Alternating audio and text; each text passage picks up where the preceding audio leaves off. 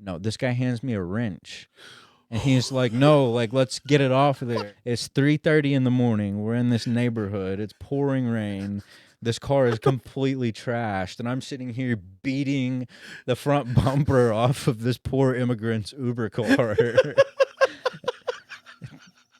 Just pure lunacy. I'm unloading the meat. Unloading the meat. Unloading the meat. Unloading the meat. Unloading the meat. Unloading the meat. Unloading the meat. I don't even know what it means, what it is, what it is, what it is, what it is, what it is. Hey, I'm unloading the meat. Unloading the meat. Unloading the meat. Unloading the meat. Unloading the meat. Unloading the meat. This episode of Unloading Meat is not brought to you by your favorite male enhancement such as Blue Chew or whatever other names they have. I really don't know anything about the products. I obviously don't take them. This guy over here, Stefano, does, right? You take them? Which one do you take? You don't? What do you mean you don't? Obviously you don't need. Wow. I'm just sorry, guys. I kind of lost my train of thought. I'm just really more impressed that he actually got laid. If you're tired of these fake ads, make sure to reach out to your favorite sponsors like Blue Chew and tell them to sponsor Unloading Meat. Now back to the show. All right, guys, my next guest is my new old pal that I feel like I've known forever. That's a direct quote from this next guest. Please welcome Grant Wilson. What's up, Grant? Hello. Welcome, Not a man. lot, man. I'm glad to be here. I'm glad to have you, man. Thank you for making the trip Exciting. out. Absolutely. A little bit of a drive, but it was fun. Yeah. So, gives me some time to cruise around, see the scenery. Yeah, man. There was like a toilet in the front seat in the front yard of one of the houses down the road from here. That's so close. That's just Oklahoma for you, man. Yeah, that's all that is. I'm from Sapulpa, and it's the same shit over there. Yeah. So nothing new. Same to obesity, same. Yeah. Absolutely, man. So, man, let's start this off. How long have you been a comedian? How long have you been doing this? Oh boy, like 4.5 months now. I started writing for it about a year ago at this point. Whenever I still lived in California after I got kicked out of the military. Oh, okay. I, was working at a job that I didn't really like and started thinking about doing it. And I was just terrified, though, like a lot of people are, Yeah. which is normal. Yeah. But whenever I decided that I wanted to move back here, I told my fiance, I was like, at some point, whether you got to drag me by my hair or something, you have to make me go up on stage. And I'll probably hate it. I might regret it. But, if I have fun, then maybe it'll be a new hobby Sure. that I can enjoy.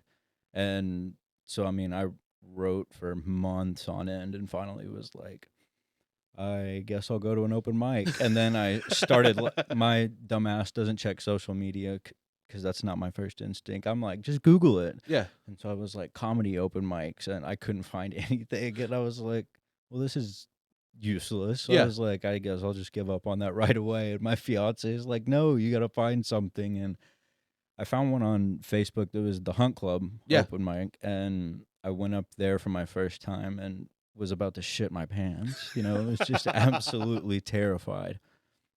But went up there and it wasn't good, Yeah. But They rarely are the first time you go up. Yeah. And I thought it was, in my head, I was like, this seems like it'll be okay. And I think okay was a bit of an overstatement. It wasn't good, but I had fun. It was exciting. That's the important part, man. Yeah. Have fun on there. If you're having fun on there, yeah. It was an exciting thing to do, and I hadn't really You felt it. Yeah, it was just a new thing that I was trying and that I felt like I could possibly be good at. And that was late November. Okay. And Of 2022? yeah, So last year? Okay. Yeah, last year. And I did one like actual show a month or two ago at Rose Lounge, and I was one of the guests. Like I only went up and did like 4 or 5 minutes. Yeah. But it was so exciting. It Yeah. was so cool, and to actually like get paid Yeah. and have people that were there like actually laughing, and it wasn't just a bunch of other comedians that are just sitting there staring at you. I was like, oh, this is fucking awesome. Yeah, the first time you get a crowd that is not just other comedians working on their sets at open mics and barely paying attention, it's a big difference. Yeah, absolutely. And that's not just shitting on other comedians. No, 'cause not the at other- all. The other people that are at the bar don't give a fuck either. No, like like- there's a big difference between open mics and showcase shows or shows in general. I forget who tweeted that, but somebody put that on Facebook. I think but somebody put Little Miss MG. I think shout out Little Miss MG. She did that. Missy, I love you to death. She's the best. Yeah, she put out that out there, and she's not wrong at all. Like, there's different aspects to the shows. There's different crowds. Everything about that is different, and I don't know. Open mics for me are just to try out new shit, and it's a lot of comedians working on their stuff. And again, they're not paying attention all the time, so they're working on their stuff because they're getting ready to go next. Yeah, exactly. So like their attentions are not, they're split. Yeah, so absolutely. You're and I don't want to sound like I know a lot about No. going to shows Yeah. either, because I've only done the one, like the new Fresh Faces Dude, show that we're doing. I'm is a the complete second newbie. one. I'm a complete newbie too. Yeah. So, but it's exciting to have people there that are like, they want to laugh. Yeah. Like, that's what they're there for. Yes, And that's the difference. Yeah. They don't have anything to pay attention Yeah. to, because they're just there to watch the show and have Yeah. probably been asked to stay off their phones anyway. I mean, that's So, honestly why I had no intentions of ever doing anything with that footage from the Looney Bin. Yeah. Like, that was just me throwing up the camera while I went up to the Looney Bin and did it. Yeah. And just because that crowd was all there for a show of comedy, and like it was a great response, great interaction back and forth. I got tags from the audience that I still put in my set today, Yeah. just from that one crowd, and it was such a great experience. I was like, I gotta use this footage. It came out well. Yeah, absolutely. And that was me trying out that set for the first time. And right when we were getting ready to go up, or not, actually, this is a different one. As we were all getting up, there's some people that signed up. She said, hey, we're going to cut everybody to 4 minutes. So I had to shave off a minute of my set. Yeah. So that was only a 4-minute set. And the first time I even did it. And because of that crowd, I just felt that it was really good. So I put it up. Yeah. And so I truly do feel a crowd can make or break everything. Yeah, for sure. I mean, whenever you said they told you had to shave a minute, how did that make you feel? Because that happened to me a couple of weeks ago, and that Really? I was like, I'm glad you bring it up. So I tried out comedy like 15 years ago. I did 2 sets open. I've talked in that past, but I basically had something happen, and I gave up comedy for like 15 years. okay. 14 years, actually, at the time. Last year, around November or December, Katie Stiles was hosting an open mic at Tulsa Comedy Club. And I was like, you know what? I'm going to try to see if I can still do this. I'm going to go out there, just do it. Yeah. And I created a 5-minute set and went out there and did it. And it wasn't great. It wasn't horrible, but I got the jitters out. And I was like, yeah, I still like this. Yeah, absolutely. And that was, like I said, December or November, around that time. And then at that show, I was one of the last 3 people to go up. And right before I was getting ready to go up, she gets a note from the Tulsa Comedy Club saying we're short on time. And she goes, hey, the last 3 comedians, unfortunately only get 4 minutes. Coming up next, Jared Ralphie Allen. Oh, so you didn't get time to feel anything. That was my about first it. time back in 14 years. And at that time, I got cut off a minute as I'm like basically walking up to the stage and stuff. Like I have like 30 seconds or so to kind of cut that shit off. And it didn't go well, but it didn't go horribly. But at least I got the jitters out. And that made me, get the jitters out.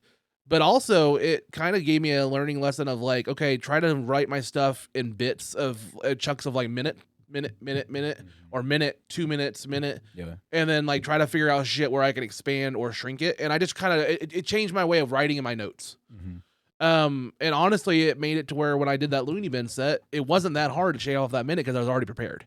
Yeah, absolutely. I just had to take out some adjectives, take out some expansions. If I was doing some, what do you call it? Metaphor or examples of something else, kind of like a Family Guy does. Yeah, type of thing. yeah. Cut out like 1 or 2 of those examples, just use one. You just like, cut down seconds at a time, Yeah. and you get it down to where it needs to be. Exactly.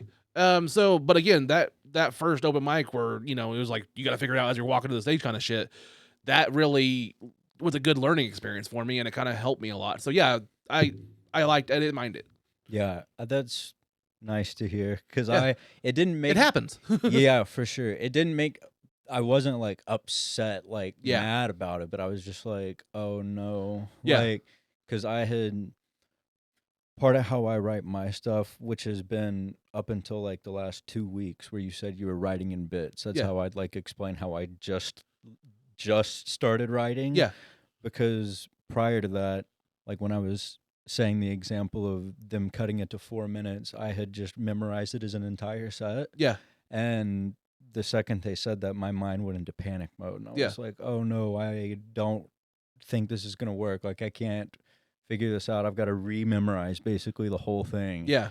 And that's problematic because anything can happen. Yeah. You know, they can add time. They can come up to you and be like, hey, I need you to do extra time, Yeah. or cut you short. And if you can't do that, that's not great. Well, So, and then the other thing that I had personally, just again, I've only done a handful of times since I started Yeah. full time in January again. Like Yeah. January was when I was like, okay, Roscoe had some open mics at Tulsa Comedy Club. I went out and I was like, okay, I'm gonna make this a thing. yeah. And I had such a great experience that it set up this podcast. It set up the experience of everything. And then I got my first showcase in February.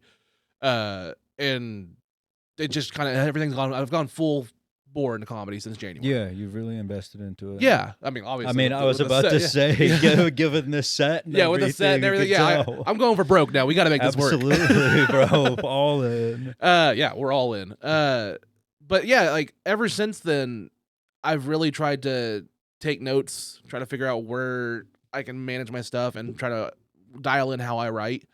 How I write personally is just I have the notes app on my phone, and anytime I'm driving or anything, I think of a funny anecdote, I find a funny joke, I just voice text it in my notes app and leave it.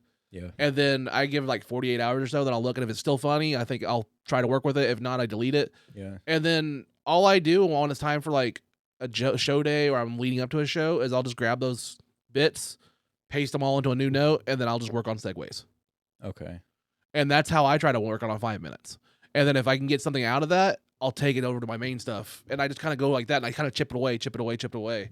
And that's why, for me personally now, all my bits are kind of where I can kind of shrink them or expand them, because that's kind of how I work. Yeah, because they were a bit longer in the first place to begin with. Exactly. So you just throw it back in Yeah, there, and it makes it longer. And that's just how I've done my style personally. Yeah. And I'm not saying it's perfect or anything like that. Just for me, it works. No, absolutely. I mean, for me, I have random just rants in my mind that I go on that a lot of the time my fiance is subject to, and you can tell that she's just sitting there like, are you done yet? Just like eyes glazed over, like you've been ranting for the past 45 minutes about just something that's complete lunacy. And I'll end those rants and then just go, and I have a notebook, and I just tear through those things just with random thoughts. Yeah. And whenever I'm not smoked out of my mind or not pissed off from work or whatever, I'll go and just sift through those. Yeah. And try to find whatever I think is funny in them. Yeah. You know? And like, it was funny because I was flipping back through there the other day, and I saw I had written something about Trump looking like an oversized Oompa Loompa looking ass motherfucker. And I was like, damn, I was really not feeling Trump that day. Like, that's crazy. So it's funny to flip back through the notes, you know, and see like what my state of mind was at that point in time. And try to find the funny where that is. Yeah. I'm not great with one-liners, you know, like just coming up with quick stuff right off the dot. But whenever I'm writing, I think I have just funny thoughts that I'm able to pick up on some of the stuff that I have written down in my thoughts. Yeah. So that's how it usually goes for me, if that's understandable at all. Yeah, it is. It is. And I love hearing different people's takes on it. I mean, we both said we're both new to this. Yeah. Part of the show is getting everybody in here, not only to give them a spotlight, but also like I love picking people's brains. One of my favorite things about comedy and stand-up are the open mics and workshopping shit. Yeah. I love workshopping. I love racking people's brains and like, hey, here's this joke. Oh, let's punch it up. Let's figure this out. Or you should do it like this or something like that. Like, not to be like controlling or anything. I just love the creative process. I think it's fun. Yeah, one of my favorite things that I get excited for is working with new material. Yeah. Whenever I'm sober enough to remember it, it's Yeah. a big issue. But whenever I have that new material and I've workshopped it at my house, I've messaged friends about it. I've gone to open mics. Or not gone to open mics yet. Yeah. Like it's going to be at an open mic. That gets me excited whenever I'm like, I've got this new stuff. I feel like it's going to do well. And when it does do well, and then you're like, okay, awesome. So that's another thing that I can add to the list of stuff that I have that's decent and Yeah. usable, And it's also kind of fun whenever it doesn't work, because then it's like, well, I thought that was funny, but I guess it wasn't. Yeah. And I mean, sometimes you have to completely abandon it. And Oh, yeah. You ask several people, and they're like, "No, that's not funny. What makes you think that was funny?" And it's like, Yeah. I don't know, man. But Well, and then also you gotta, like, me personally, there's things that, like, if they don't work at the open mic, I'll still keep them I don't delete them, but I'll keep them for a different crowd just to try them. yeah, Like, I try different jokes, multiple different crowds to see if I truly want to get rid of it or it's working Yeah. just on that crowd. Because there's been things, and, like, honestly, like, I eventually want to get better a lot at crowd working, and absolutely. That's something I'm not great at. I want to. So I'm still learning when and where to do it, as far Yeah. as who's going to be okay with it. I know you said that you're not the type of comedian that wants to do like the one-liners or the quick off the top of your head kind of stuff Yeah. sometimes. Whereas me personally, I excel at the roast stuff Yeah. and like just thinking off the top of my head, and like it just spontaneity sometimes really works well with my comedy sometimes. And so I really want to embrace the crowd working, the roasting aspects, just having fun with the audience kind of shit. It's hard to do that sometimes personally in open mic situations sometimes when you don't know who's listening, who's not paying attention, or who's going to be like, what the fuck? You know what I Yeah. mean? Absolutely. So I will say trying to get in front of more real crowds, quote unquote, Yeah. has been the better experience for me.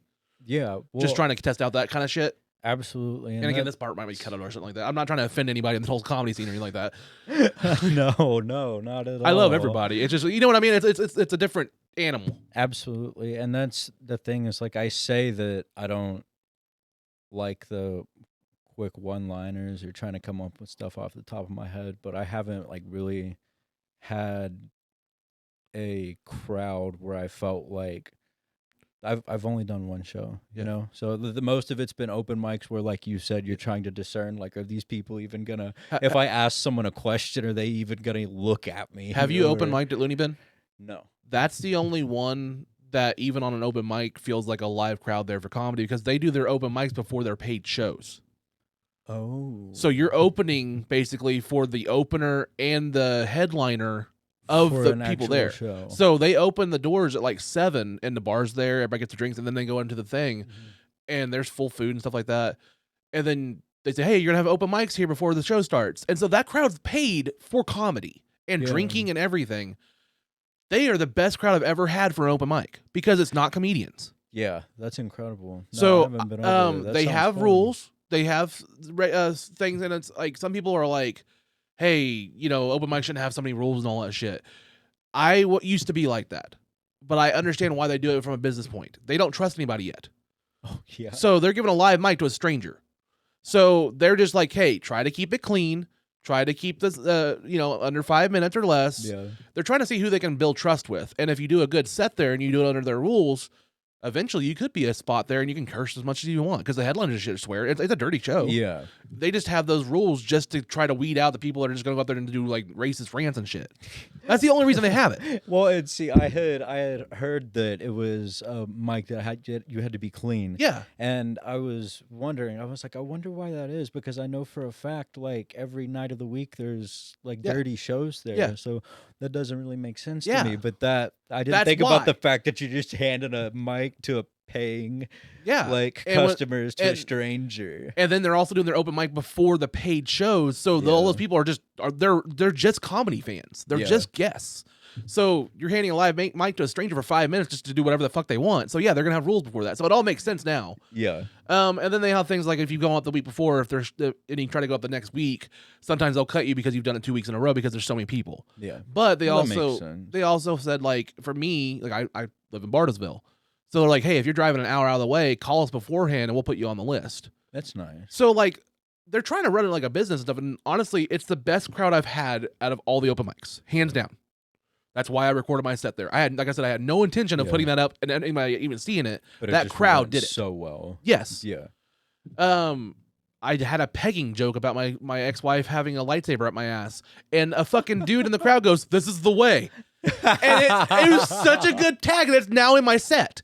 Like everything about that night was perfect. Man. Like I can't. I'm gonna go back again. Like Yeah. and that's the difference between a bar doing an open mic Yeah. and a comedy club having an open mic before a comedy headliner. It's a big difference. For sure. So I would recommend going out there every Wednesday. I know they have, like, I try to do now on Wednesdays. They have Tulsa. They have Looney Bin at 6:30 or whatever, Hunt Club, and then Starlight. So on Wednesdays you can technically do 3 if you wanted to. Yeah, I didn't really. I thought that they only did the Looney Bin one at certain times, and I was always looking on Facebook and not looking at the right time. I guess. When do they do those? Wednesdays. Every Wednesday? They should be doing them every Wednesday. Okay. And I think it's like 6:30 or sign up at 6:30 or something like that. It's on. If you go to the Looney Bin Tulsa, they have their Facebook. Okay. Everything on the Tulsa comedy scene is done through Facebook. It's weird. Well, that was the very first open mic that I ever went to. Shout out to Jesse Willett. He after I got off the stage, he told me to like follow like several of these different pages. Yeah. And the second I followed those, I was like, oh, there's like actual open mics around here. Yeah. Like I had no idea beforehand. Because it's Oklahoma and we're still rednecks at heart, so everything goes by fucking Facebook. Everything sprouts from Facebook and is the truth from there. Absolutely, man. That's like it's the propaganda station, dude. Bro. Like honestly, before I did the start of this year, I had my Instagram going, my Twitter going, and I've been contacting different people through like wrestling and stuff like that. Yeah. And I had a Facebook for personal stuff, but it was on the back burner. I did not consider Facebook anything. And then I went to an open mic, and like you said, they're like, "Hey, join Comedy Rejects, join Tulsa stand-up comedy mics and stuff like that." And like all of a sudden, it's like, "Oh, everybody's on fucking Facebook here. What the fuck?" It's like 2012. Yeah, Facebook Reels was popping. You start posting stuff on Facebook. Your followers go up, and you're like, "Where did Instagram and Twitter go?" Yeah, I don't even have an Instagram anymore. It's completely gone. Twitter is basically in the dark. All that I barely use is Facebook. So it's like even if you go further south, like I'm not sure. Do you know who Chelsea Lynn is? Chelsea Lynn's she has a famous character named like Tammy. It's like a redneck lady she does on TikTok and like Twitter. Yes. Yeah. So she's an Oklahoma comedian. Yes. Very famous. Yeah. I actually saw a while back like an ad on Facebook or something for her like on tour or something. I know like she's blowing up now. She's doing really good. And like she still has most of her stuff through Facebook and Instagram and stuff like that. And like there's been times where I'm like, "Hey," and like she'll be like, "Hey, honey," and she'll like say, "Hey, hi," and stuff like that. Like she actually does through Facebook a lot of outreach to her fans and stuff like that. So like yeah, even further south, the comedians down there, they're still everybody uses fucking Facebook and comedy for some reason. Yeah, man, it's absolutely insane. I feel like there's a lot of the YouTube.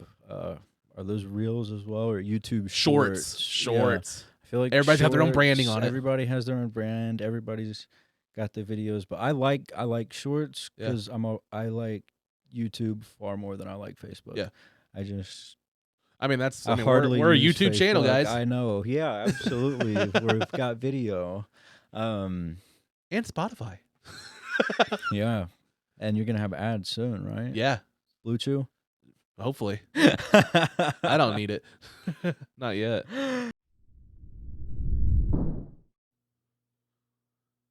So, was she a hooker? Or prostitute? Sex worker. I'm not trying to shame. I'm just more curious. She wasn't? You went on a date? How the fuck are you getting laid? And how the fuck are you not needing a company like Blue Chew? who coincidentally is not sponsoring today's episode of Unloading Meat, but they could be. They could be. If you're tired of these fake ads, make sure to reach out to your favorite sponsors like Blue Chew and tell them to sponsor this show. Now, back to the episode. No, hopefully not for a while. I actually I just qualified for sponsored ads through Spotify. Did you? Yeah, we already hit like over like 1,000 listeners on our episodes. Really? Yeah. So there's like a listener gate that you have to get past? Yeah, you have to get like so many hours listened to in a month, so many people like separate accounts listening to in a month, and then you have to have like 1,000 listeners at a time, like of your entire channel or something like that. There's so much criteria. Okay. And then that unlocks you to what they call ambassador ads, where you can record like, "Hey guys, hope you're listening to us on Spotify. We love it here on Spotify here." Okay. And then you can do that. And then what they're doing right now is it's gonna take up like a month or so. They're sending my brand out to sponsors and be like, "Hey, who wants to be in these 30-second spots?" So they're gonna start like marketing you to Yeah. Manscaped and Hopefully, Blue yeah. Chew and BetterHelp. Yeah. I was gonna say you've got I see your keyboard and your mouse over there. Do you play games on this computer? I don't on this computer. I need a new graphics card because it only has like a 1060 in it. The peasant shit. Yeah. But I have my PS5 over there, and that's what I game on right now. Oh yeah. I have no problem PC gaming. I used to be really big into WoW and Overwatch and stuff like that. I still play Overwatch over here. Overwatch 2 now. It's just still the same fucking game. I hate how they fucking name that. I fucking hate how Blizzard did that shit. They did that and then made you pay for all the skins, man. Yeah. They don't hand them out anymore. And now it's a battle pass. Yep. Everything's a battle pass now. No more gambling in the games. Everything's Fortnite. Yes. Fortnite took over everything.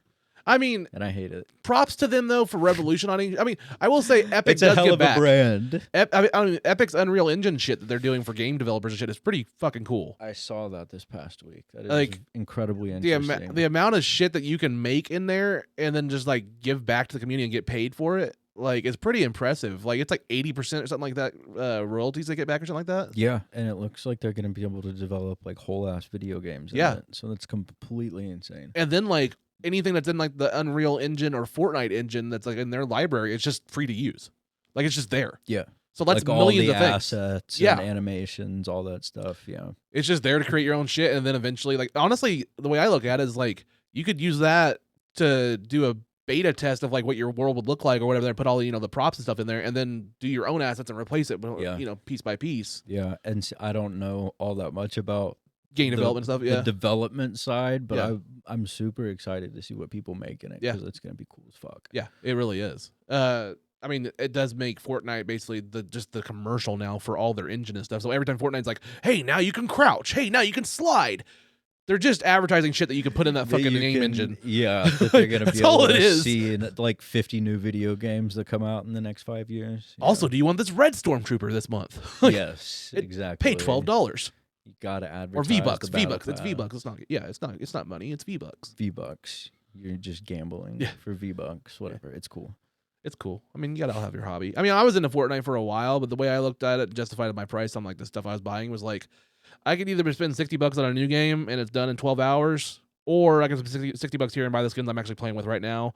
I just looked at it as a budget thing. I did it like a budget thing. Like, okay, I'm gonna spend money on Fortnite, so I'm not gonna buy this brand new AAA game that came out this month. Yeah.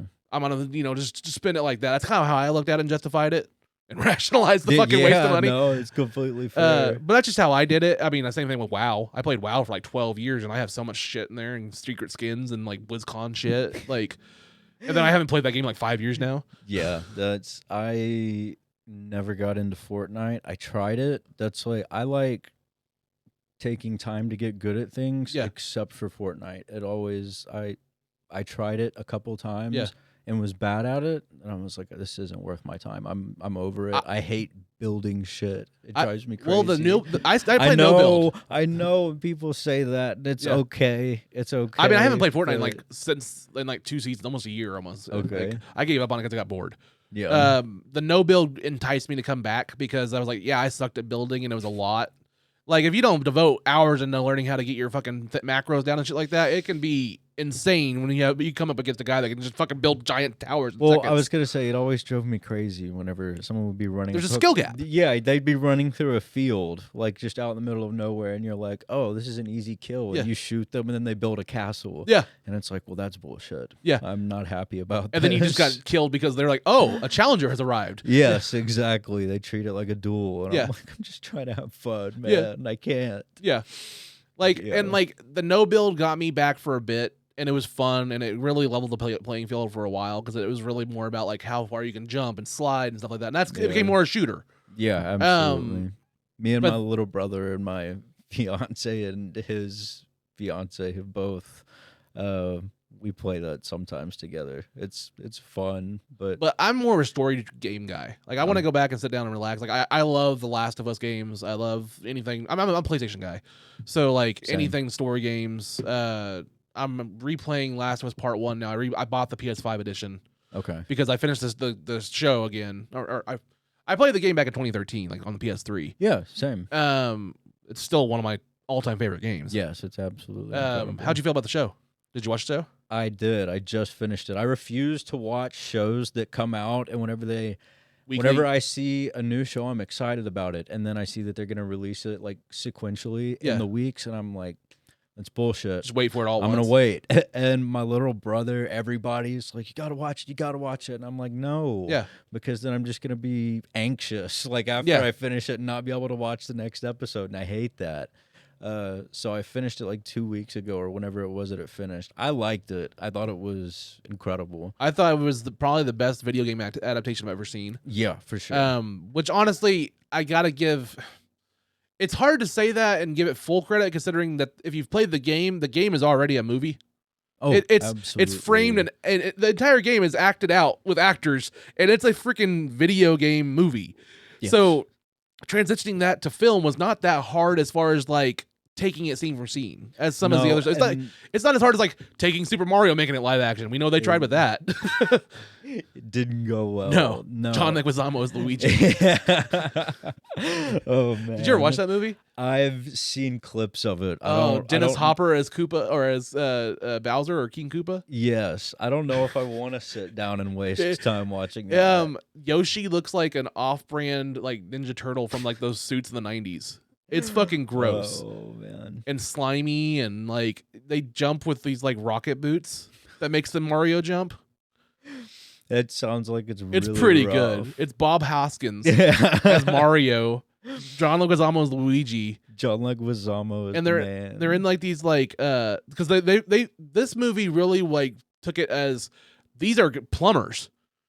With so wrenches they and everything. They were legit no. plumbers that get sucked in from like New York to this alternate world with dinosaur people and Koopa people, and it's like this like cyberpunk kind of like They went full in. they on went the full in fantasy a fantasy of it. side of it, and it's just two like Latino-ish, Italian-ish plumbers with wrenches and everything. Yoshi and Princess That's Peach. That's Yoshi. that's a velociraptor. Yeah, that's Yoshi. What on earth? And then Dennis- I mean, isn't he supposed to be a dinosaur technically? yeah, So I mean, it canonically tracks, I guess. this is Dennis Hopper as Bowser. Jesus Christ! And then, oh yeah, here's the minions. You got a rocket launcher and Gene Simmons' tongue. Like it's his hair, man. Like it's Whoa! Go click on the. What on earth is that thing? those are the little Koopa guys, like the guys from the game, like the little henchmen. The little poopy guys that you jump on top of? Yeah. That's terrifying. That's pure nightmare fuel. Like it's freaking creepy, man. No, I don't. It's an acid trip watching that movie, man. I don't like all that. Yeah, it's fucking creepy. That movie bombed. Is it a good acid trip or a bad acid trip Bad. watching that movie? Like, Bad one? yeah, it's a bad ass trip. Like fuck, man.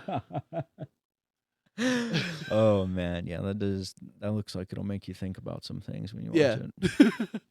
Who's your favorite comedian? Ooh. Like top comedian. Who's your favorite comedian? You can be now or just who inspired you? Right now, I love Tim Dillon. Tim Dillon. Shout out. Tim Dillon. Shout out to Tim Dillon. Tim Dillon is funny as fuck, Yeah. man. Agreed. I got to go and see him in Oklahoma City around a month ago.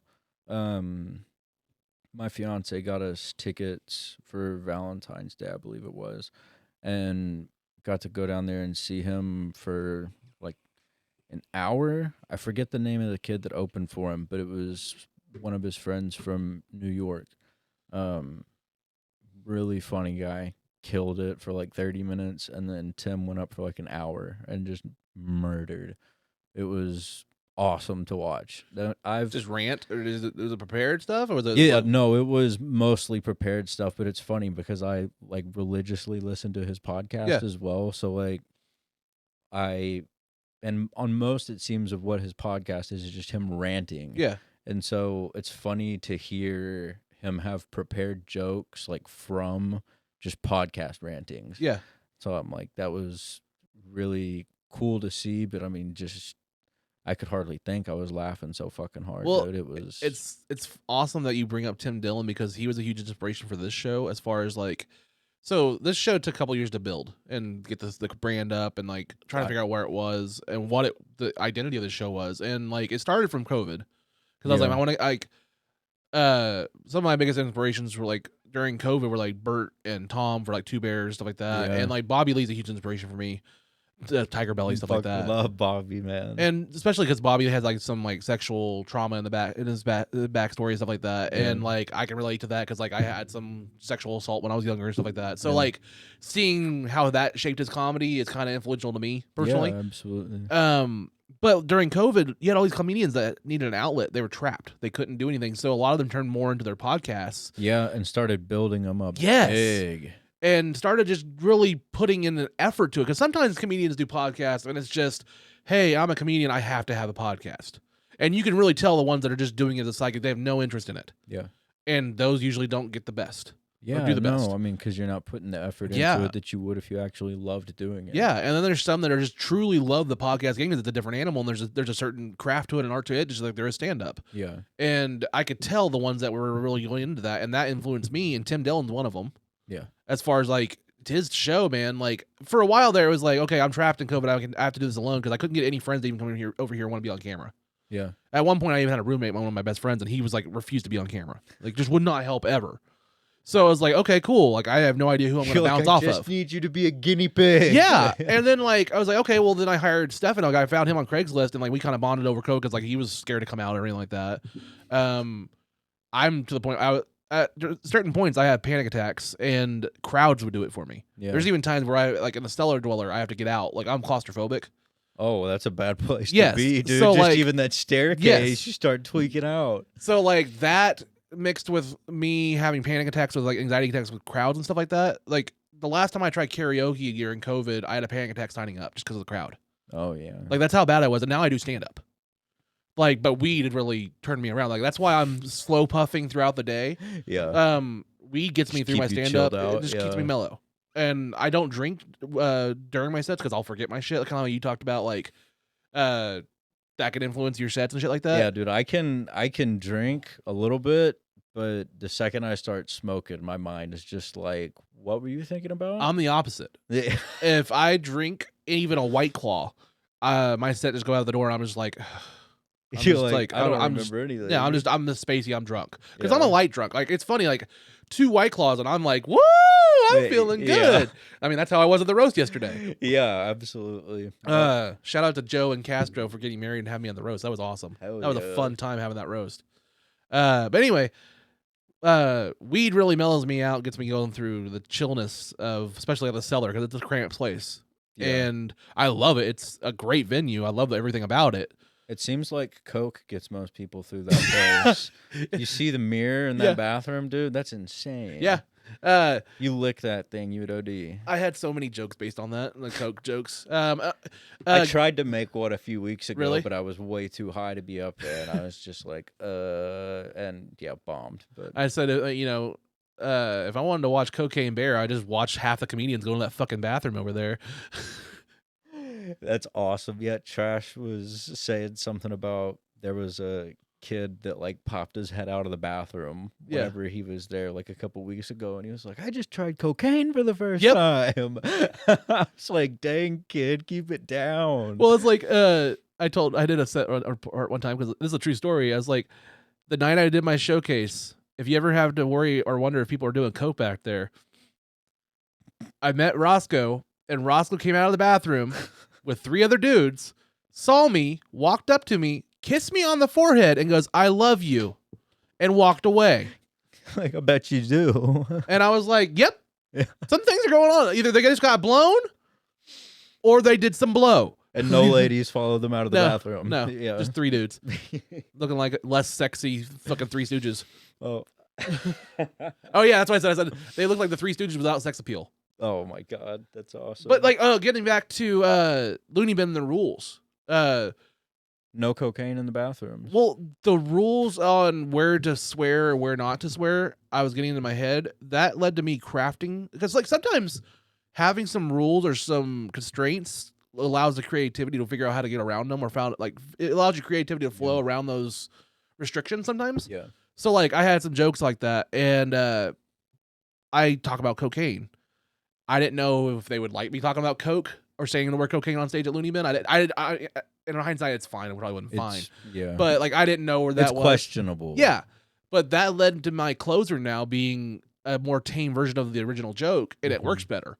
Yeah. Because like I'll go like I usually go anyone know where the bathrooms are? We gotta watch out for all the cocaine, users and stuff like that, or get around the coke heads. I changed that to it's a public safety announcement. Does everybody know where the bathrooms are? We gotta watch out for the what is it?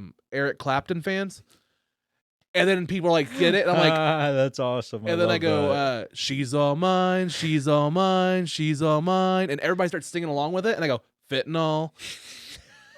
But I wouldn't have crafted the that. modern day version. If you hadn't had to get around cocaine. Yes. Yeah. Like that's where the creativity happened. And like, I don't know, man. Like I try to not be one of those guys that's like, fuck this, man. I can't stand this rule. Or fuck this. I'm not going to do this because of this. Yeah. I'm more like, huh. Let's find a way to get around it. What can I do with this? Yeah. Like, try to figure it out. Try to have fun. At the end of the day, I'm going to have fun. You said it the first time you went up there, you had fun. Yeah. That's what it's about. And so... That's what I'm learning, man, is like... What I'm trying to keep in mind every time I go up now, personally, is... Take them on a roller coaster ride of energy. Yeah. That's the most important thing, is energy. Keep the energy up. Keep them up. Know when to dip. And if you're going to dip, do it intentionally. Yeah. If you're going to have low points, get a high point after it. Craft it. Second thing, remember to have fun, because fuck everybody else. And you having fun will generally result in them having fun with you. Yes, because the moment they think that you're not having fun, you're scared, you're anxious, or you're not into your stuff, or you're not confident in it, they will eat you the fuck alive. Yeah, they're not going to laugh at you. No. If you're scared of the material, they're going to be like, okay, well, that's not great. Yeah. If you're not confident in it. I mean, and again, we're all newbies, but that's just personally my motto when I go up on stage. I take a hit of my pen, and I'm just like, have fun, fuck it all, keep the energy up. Yeah. And that's my little chant I do to myself before I walk up. Yeah. And that was like how you were talking about writing in bits. Yeah. Like how I started doing it now is I've got what I have written. Yeah. But then I take just a word from that. Oh, it's good. I had it perfect. Yeah. Okay. There you go. I'll take like just a word from like a whole paragraph or a rant that I had. Yeah. And I'll just write it on my hand, and I'll be like, okay, that's about a minute. Yeah. And just do that. So if, like you were saying, somebody takes a minute out, then you can just do away with that. Yeah. And just have like sequential amounts of time. My brain's scrambling. It's all right. You've got like 1 minute, 2 minute, 3 minute, 4 minute, 5 minute, and it's all done in bits. So you're able to take them out or add them if you need to, but also so my mind isn't just completely tied to memorizing. Yeah.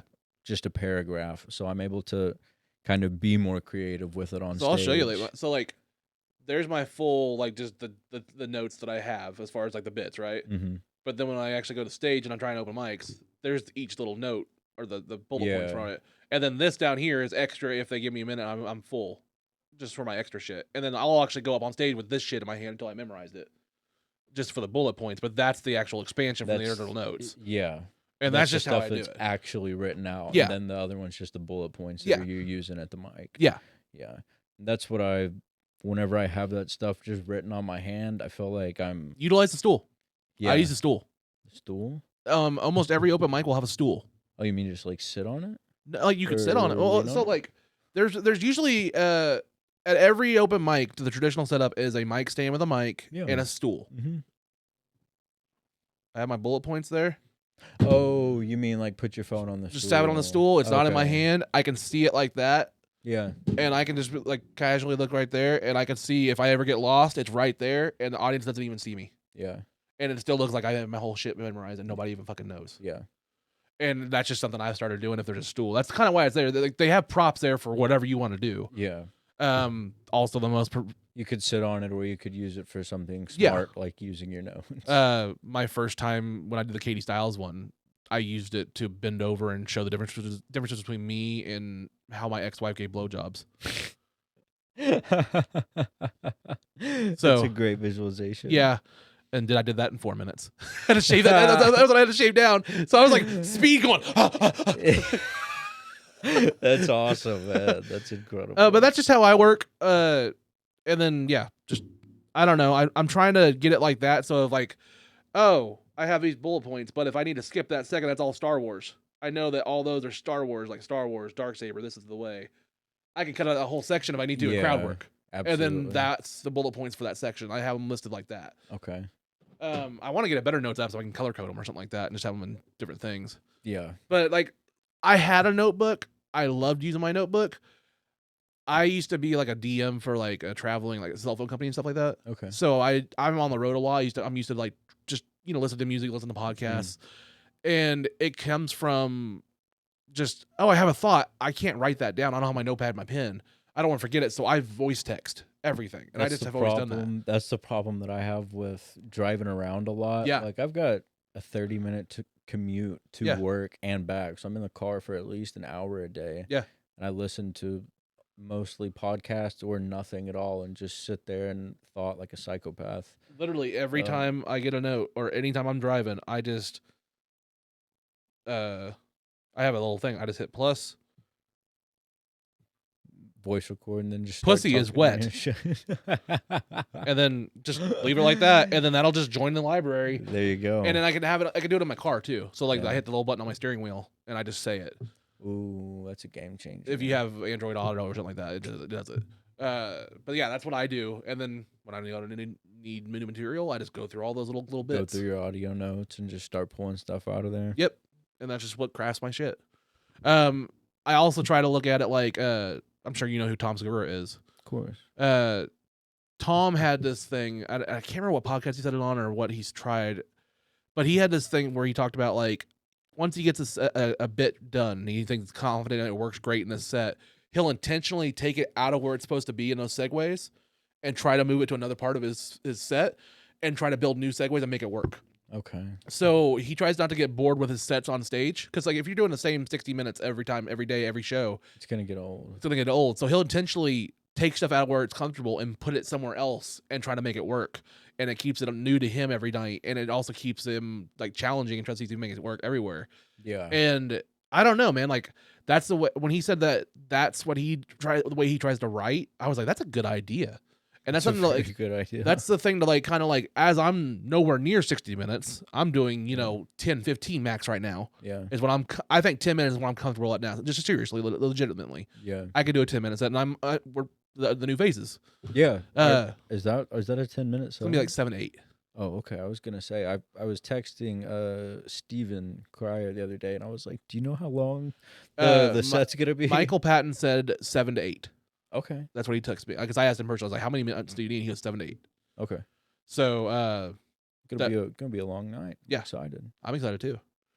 It's gonna be awesome. I'm glad that we're doing this too. That Yeah, we're both booked on it too. Yeah, absolutely, man. It's been definitely exciting. He told me that he was gonna book me on that, and I was like, "Oh, that's scary." Yeah. Like, man. Do you know how he books that? Like how he gets the people? I know he put out like a question, not like a questionnaire, but like a thing on Facebook. It's not a thing asking- you can request. Like you can't ask to be on it. Oh no, like he asked for recommendations Yeah. and like people. Yeah, so like he goes through all the different clubs, like who is new in the scene, who needs to be Yeah. on this show, or like who's new, and like he goes by the recommendations of like who else is booking and who's doing the open mics. Yeah, so I So, guess it a speaks to couple you. pe- It a speaks to our couple people characters. found us funny. Yeah, I mean, like honestly, like without any ego, I can say it's from what he said, Michael, and the brief times I've talked to Michael, it seemed like he's trying to see from the other promoters and stuff like that who's putting in the effort and who's actually funny and who's actually giving a shit. Yeah, And he wants to give them a spotlight. And I respect the hell out of that because that's honestly how I treat this show. yeah, absolutely. I want to give everybody a spotlight that's been good to me or who's actually putting in the effort. You're one of them. Yeah, I appreciate it. You've seen the itineraries we send out and stuff like that. We try to treat this as a business, and we I try was to. gonna say, dude, you were like, so and so, Stefano's gonna be sending you the itinerary, and I was like, itinerary, okay. And then I got the email. I was like, oh shit, this is like professional and everything. Well, They've got like a little questionnaire for me at the bottom. Yeah. Like, I like this. Okay. Well, like I said, it's a business. This is gonna be an LLC and everything like that, like for the company. Yeah. This dude. is stage 1 of my production studio. Okay. So we've already changed the name to Unloading Meat Productions. Okay. The I show's was gonna say because you're gonna have the Fat Nerd News, other news show. Yeah. Yeah. We're gonna have eventually 4 shows. Nobody in Tulsa is doing anything like this. No. Like, there's and like I have nothing against all the open mics. I love open mics, and there's a lot of them. Absolutely. I don't want to go and do another open mic because there's so many. There's gotta be something setting them apart, and they've got to be good. And like that's why like some of these need to work better at like coexisting. Yes. Like Wednesdays do great because it's like an hour apart and you can hit them multiple times. Thursday they need to get their shit together and work on that shit. Like Sesh Lines need to go like an hour later. Yeah. Or they need to coordinate and not split the crowds. And that was what was nice about what Zach did with Hunt and kind of clipped it. Yeah. Which I know that kind of, I guess from reading his Facebook post, maybe upset a couple people. Fuck them. Yeah. I mean, the thing is that if you want to get anybody at Starlight after, it's got to be a certain length of time. Yeah. So, but I mean, having the ability to have all 3 of those, if you're able to get to all of them, which you'll be able to, that's like super. Well, and not only that, but just from a personal standpoint, as much as people will say, "Oh, we're not about drama. We avoid drama. We try to get all this shit." If you divide the comedian landscape between, I have to choose between this club or this club, automatic drama. Yeah, because you're splitting the crowds. Very much so. So you're not doing anybody any favors. No. And the people that are the promoters that run these open mics, it's kind of like me with my show. I am very attached to my show. I'm very territorial and defensive of my show because it's my baby. As you should be. So like they are going to be the ones that are like going to always prioritize their show first, as they should be, because it's their baby. It's the thing they're working on. It's their brand. It's their brand. And so just by default, that's going to get drama created. It's going to start shit. It's going to start shit. Be started. So just in an effort to just support the community as a whole, work that shit out. Like it needs to be scheduled as a whole to help everybody. Yeah. In my perfect life, I love how Zach does it at the Hunt Club. How he goes, "Hey guys, let's go to the Starlight after this," or something like that. Like, lead them. Yeah. If you're part of the community and the movement, I honestly think Looney Bin should jump in on that. Yeah. The open micers should actually say, "Hey, let's go to the Hunt Club." Yeah. Well, I know I've seen a couple people now asking about whether or not Looney Bin had a like an open mic poster or not, because they don't. Yeah. And I think some people are probably getting on that because that would be big and get more people over it there. Because like I said, I wasn't sure about the times of it, so that I would after doing it that one time, I would prioritize it over every other mic. Yeah, I mean, if it's literally an open mic with a legitimate full crowd, like that's awesome. Yeah, it's the best, honestly. And I'm not trying to disparage anybody else. I'll probably cut this part. Yeah, but that's it. You want a real audience, and anytime you can get in front of a real audience, take it. Just take it. Well, and that's like I said, like I've only been in front of one, so I'm like just super eager to have actual people there and see how my material works on them. You having fun? I'm having a great time. I feel like I'm getting to know you too, man. I know. That's why I like this. Absolutely. That's like, I was excited that I was gonna be like on a podcast, but like also like you're fucking cool. Oh, well, thanks, Like, man. and I didn't mean that like disrespectful. no, Like no. on a podcast, like I meant that for myself. Like it was like I've never been on a podcast before. I'm gonna be on a podcast. That's cool, but I'm like I also haven't really like genuinely sat down and really got to hang out with anybody in the scene yet. Yeah. And so it's cool to sit down, get to know you, hang out, and actually like realize that we've got common ground on some things. Yeah, So man. I mean, we're all humans. We're all like Roscoe said on his episode, we're all broken toys. Like we all got shit to deal with and drama. That's what made us comedians. yeah, dude, absolutely. That was I got off stage a couple nights, not nights, a couple weeks ago at Cellar, and Roscoe was like, that was a funny rant. I was just like, I just needed to get some shit off my chest, man. Yeah. I was like, I had to talk some shit. Yeah. So You never know what people are going through, man. Like once they get on stage, it kind of goes out the window and stuff. I love those lights. Like I love absolutely. I love Tulsa Comedy Club whenever I get up on the stage and it's just nothing but the spotlight. You can't even see the crowd. Like I actually embrace that. Some people are like, don't like being blinded by it. I love it. Oh, that's one of my. I said that I've only had like one real crowd. I mean, I've done Cellar Dweller several times, and Yeah. there's an actual crowd. Yeah, it's a bar with an open mic. It's Yeah. a different venue, but yeah, we're not disparaging. We love the Cellar Dweller. Yeah, absolutely. But We're going there tonight. We love the Cellar. yeah, Cellar Dweller kicks ass. But I love it in there the way the lights are because Yeah. the red lights are sick as fuck. Yeah, First off, it helps. But yes, it also helps because I feel like they're like I'm also really tall, but so like they hit like at just the right angle where I can hardly see shit. Yeah. And I love that. It's Yeah, like I don't like as long as I can hear somebody laughing, like I don't give a fuck what you're looking at. Yeah. You can look at the ceiling, you can look at your phone, but like if I see something that makes you laugh, that's all that I need to Well, know if you that I'm doing notice, okay. right there where we stand, where the stage is, there is one little white light that's like directly on us. Yes. That's kind of trying to do the same thing. Yeah. Like Roscoe has it set up really well. Yes, like he really him and Katie. does.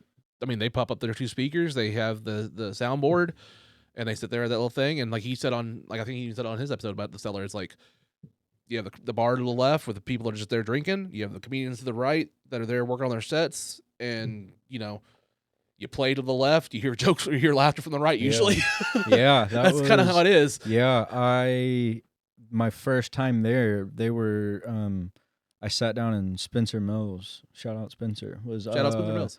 was explaining that to me, and I was sitting there thinking, I was like, shit, like I don't like that. Yeah. That makes me nervous. And then I got up there and I was like, oh no, I like this. Yeah. Like that's kind of cool. Like how the room split. Yeah. And like I really enjoy how that place was set up. I was really nervous at first. I was like, but yeah, I really enjoy it. That's really cool. The vibe there is awesome. It's nice. The dark room. With I the red wish I could lights. take it more. And again, like I talked to him, like Zach, I talked on several episodes now about my claustrophobia. Like, there's just certain points where it's like I'm gonna do my set, I'm gonna another smoke or something like that, and then I have to get out. Yeah. Or like I'll stay there, but if you see me there, mostly I'm usually outside. Yeah. I will hang out there by those little benches and just chill out there smoking. Just hang out with the people that are coming out to smoke after Yeah. their set. Like that's Yeah. me, and it's not trying to like be disrespectful. Like if you say like, "Hey, did you see my set?" I'll try to be down there, but like sometimes I'm just like, I gotta get the fuck out. But to say, if you want me to see your set, you have to specifically request a time because I'm not hanging out down there. That's kind of how I am, and Yeah. that's just like I had a car wreck in January, and I'm going through MRIs and stuff like that. Because there's times where like I still can't write very well with my right hand, and like I have two bulge discs in my neck and back or wherever the fuck they are. And that's from the car wreck? Yeah. And so Jeez. it cuts off feeling to my right arm. And like it permanently feels right now where like somebody's pinched me. Like, you know, like a mother kitten, like a mother like picking up their kitten by the nape of their neck. Yeah. That's like, it feels like that right here 24/7. So were you the victim or were you I was the victim. Oh. Yeah, they T-boned my car. I was on Highway 75 going north, and they were coming out of McDonald's, and they were like, "Oh, I thought you were." Of you were course they were changing in." leaving fucking McDonald's, Yeah, the and they just bastards. went right into me. Nasty. So it's 100% their fault. I'm waiting for my car to get back now. But in the meantime, yeah, like my arm will just go numb. It feels like it'll just go to sleep all the time. It affects, dude. Even wiping my ass sometimes sucks. Like you'll try to like wipe your ass, and then like your hand just like goes to sleep. Like You're just this. like, I need help. It's like the most embarrassing shit. But like, yeah, that's just what happened. And it's like, Never thought you'd need to learn to wipe your ass left-handed, but here you are. yeah. And like I tell people, like I put it on my Facebook. I was like, I feel like I need to have like caution tape on this shoulder to stop all the bros from like clapping me on the shoulder, going, "Hey, what's up, man?" Yeah. Every dude does that, and it's always the right fucking shoulder. I don't know what it is about bros. We just always do it. We're like, "Hey, what's up, man?" And we slap each other on the fucking shoulders. Fucked up one, so it just sitting stingers all night long. Ugh. Yeah.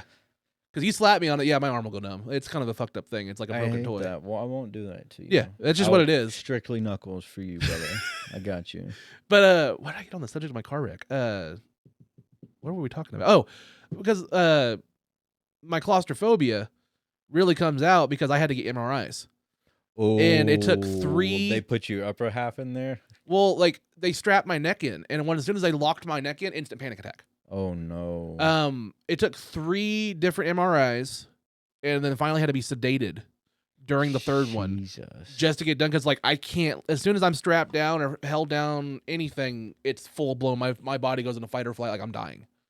Like and then like I'll start panic attack, and then eventually I'll black out and pass out. Like it's terrifying. And it's just from my trauma shit. Like from I don't know what it is. I mean, I've gone through therapy and stuff, but it's just how I am. Yeah. My mom is very claustrophobic, and it like to the point where I don't know if being claustrophobic you probably haven't, but there was like that Ryan Reynolds movie a long time ago at this point. Which one? Several years ago, where he was like buried in a coffin or something. Yep, won't watch it. Can't watch it. No, I was watching that when I was in like middle school or junior high or something, and my mom came into the room and she like ran out of the room. I have to skip you know Kill Bill, right? Yeah.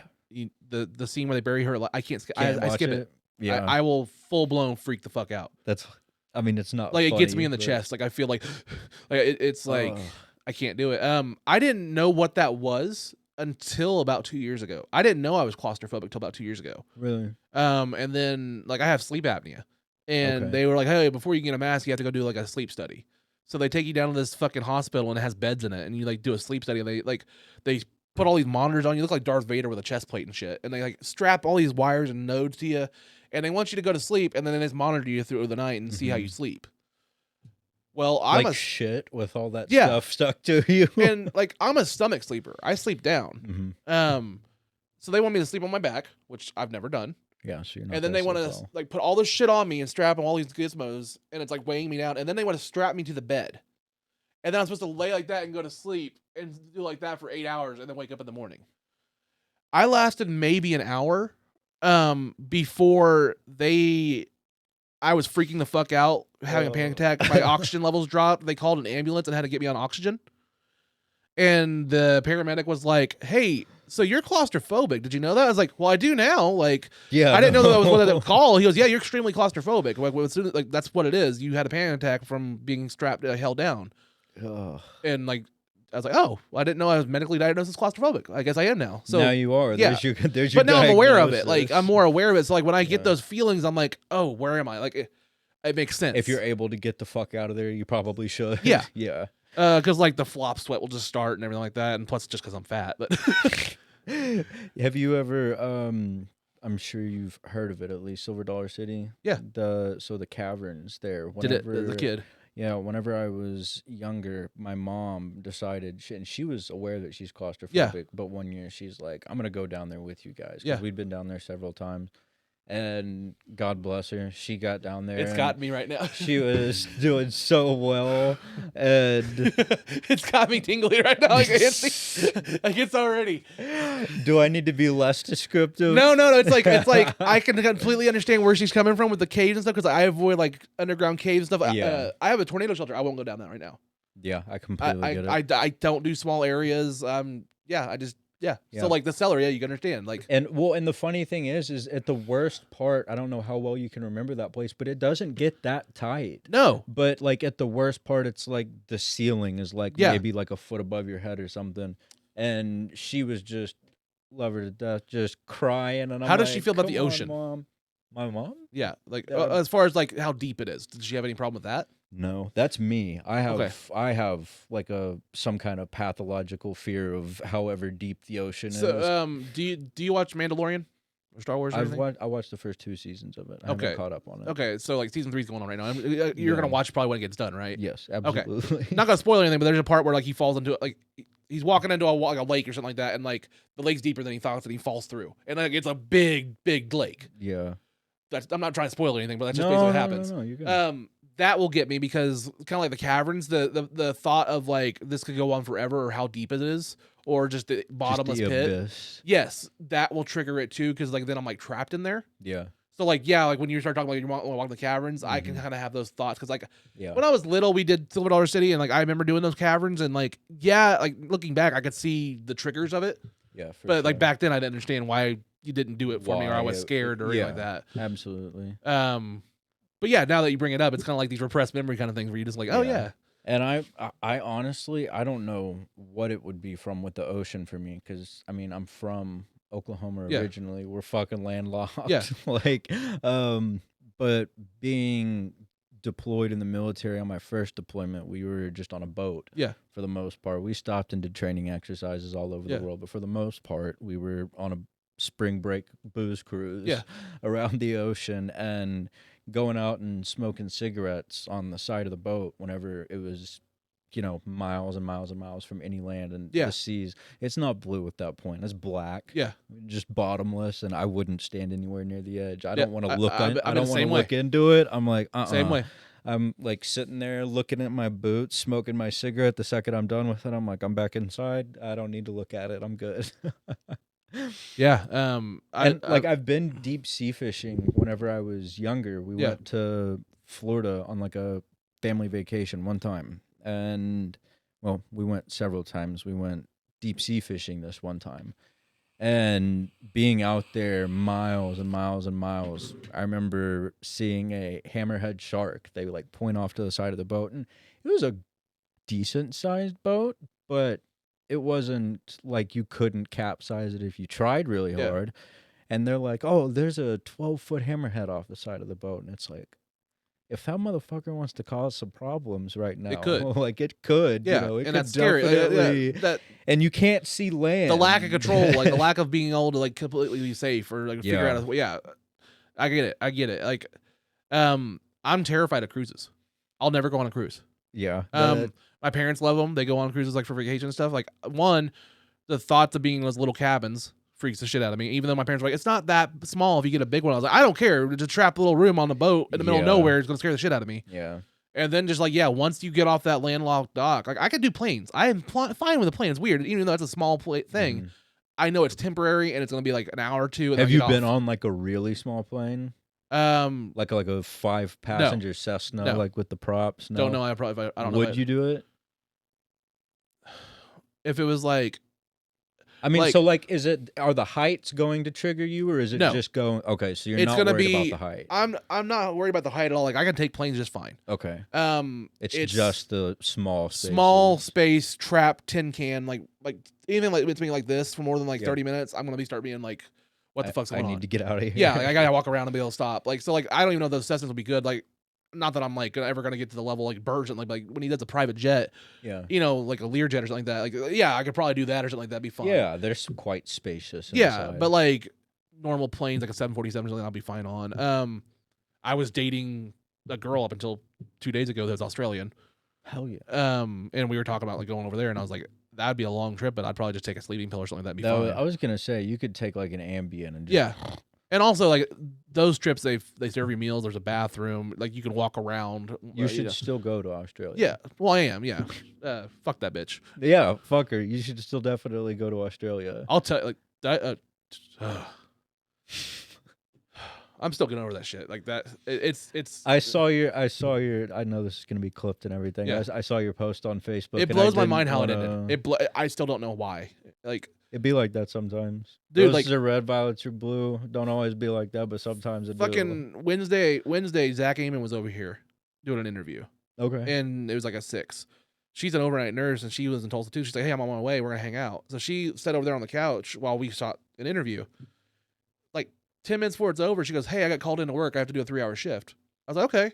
And she goes, yeah, I'll do that. And I'll come right back. I was like, cool. That was the last I heard from her. Completely ghosted me for like a day and a half. Didn't hear from her. I was like, hey, are you okay? Text her. Just never heard anything. Then I called her Friday night after the open mic. And I called her like at 10 o'clock. And I was like, calling, and a dude answers the phone. and I heard her laughing in the background, and he's like, "Hey, stop calling her. I got her handled now. She's taken care of now." Click. And that was it. Yeah. It sucked. Yeah, that's fucking rough. So then, like, the next day of the roast, I was just drinking. So I had fun yesterday, and like, I'm fine with it. Like, I'm not like I'm not like depressed about it or anything like that. I moved on. No, but I mean, it's just it doesn't like, make you feel good. It was just one of those Sucks. things where like I don't understand what happened. You know what I mean? It's like the unknown of like it just suddenly gone. Like it's Yeah. just, and like even Zach, I told Zach what happened yesterday, and he's like, "Yeah, I didn't get any advice that she was upset or anything." He's like, "She just had to go to work." Like.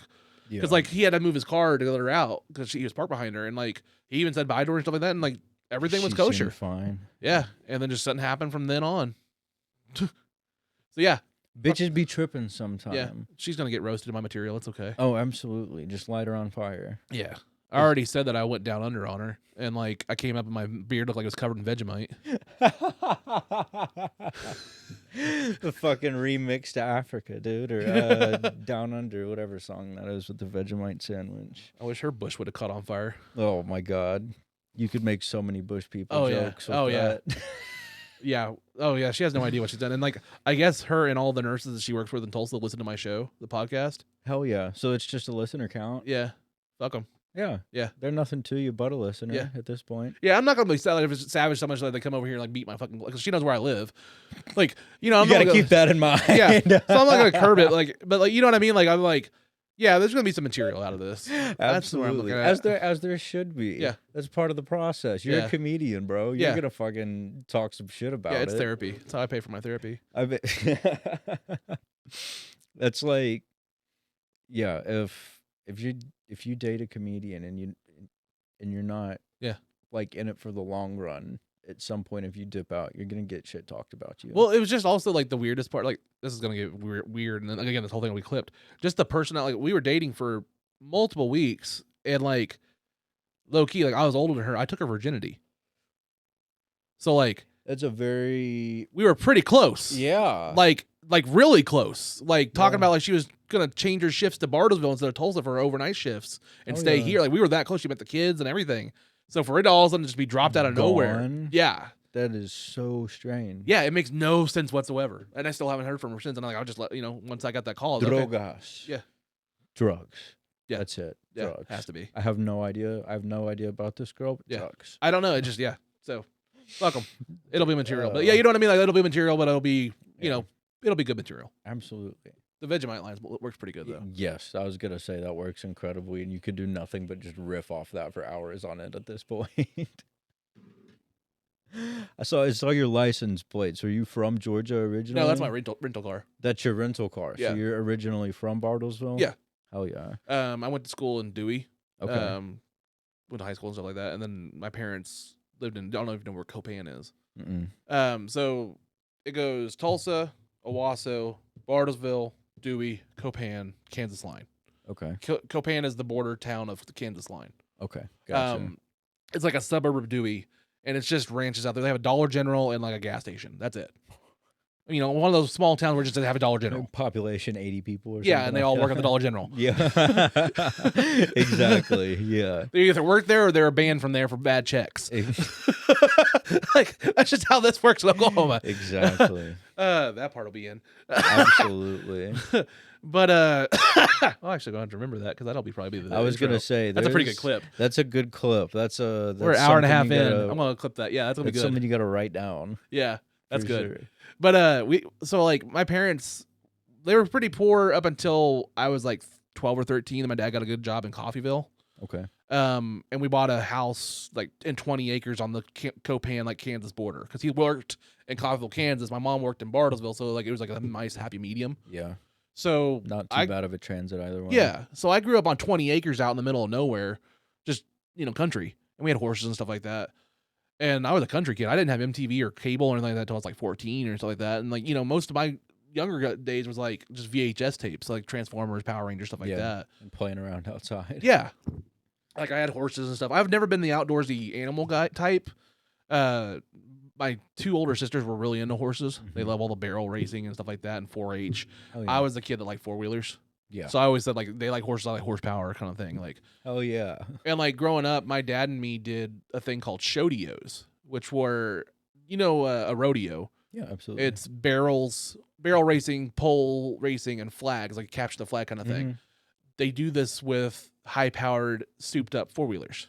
And That it's sounds motocross exciting. rodeo.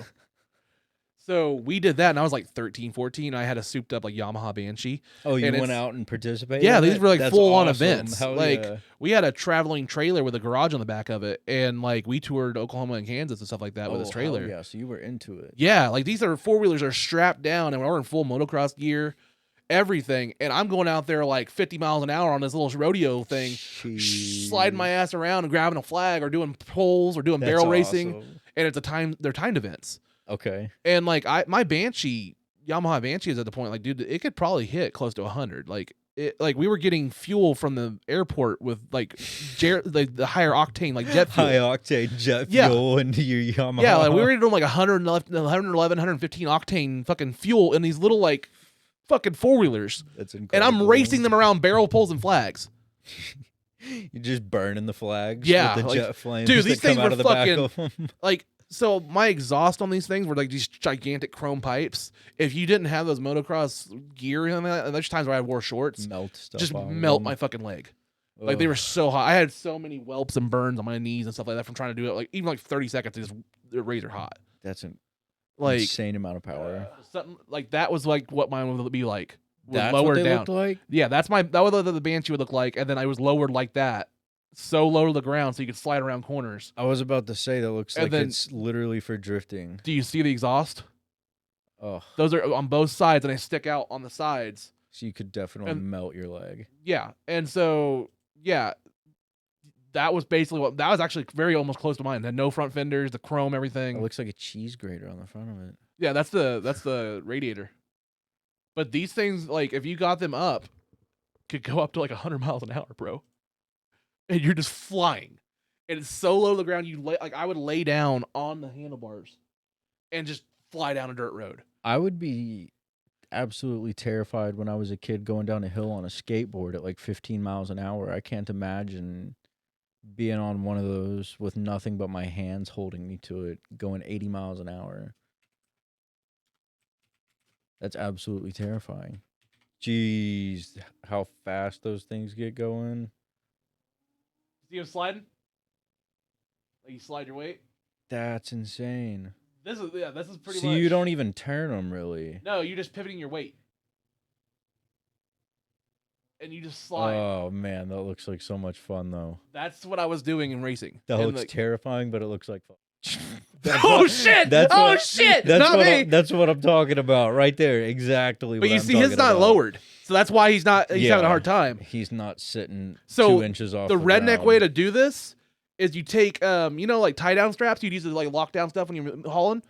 You'd hook it onto the back and attach it to your axle, and you just strap it down. You just tie down the back end of it so Yeah. it doesn't tip. Yeah, that's all you do. That's a redneck way of doing it. And so you see the good ones just have that strapped down, That's incredible. and you just slide everywhere, and it's just drifting. This is That's- redneck drifting on four wheelers. I was about to say, so for the ones that weren't built for drifting, you just use the tie downs and make them for drifting. because like you see how powerful they are and how light they are. Oh. As soon as you hit the gas, they're going off the ground. I was gonna say, like that thing's going from 0 to whatever in next to no time. I mean, that's a Raptor. That's a blaster. So that's a 200cc. That last one was a 600cc. So like that's like the same as like some motorcycles. You know what I mean? yeah, you've got some serious horsepower. Like in that the little bitty smallest, thing. the smallest Harley Davidson's an 850. Okay, So this is a 660 Raptor. so you're getting really close. Yeah, you're getting really close to a Harley Davidson. to a power. Harley. Yeah. Like that's the pole events, and you'd have to like just weave through them. And they're doing it with dirt bikes. With little dirt bikes. That's my mom. Man, I always wanted a dirt bike. I actually went to school with a kid whenever I was in kindergarten that he was like a sponsored dirt bike rider in kindergarten. Yeah. And I remember he came to school one week and he was in like a wheelchair and had one of his arms in a cast. And I was like, what the fuck happened to this Yeah. kid? Turns out he was at like one of his dirt bike things and just lost control of the Yeah. bike and just like broke himself in pieces.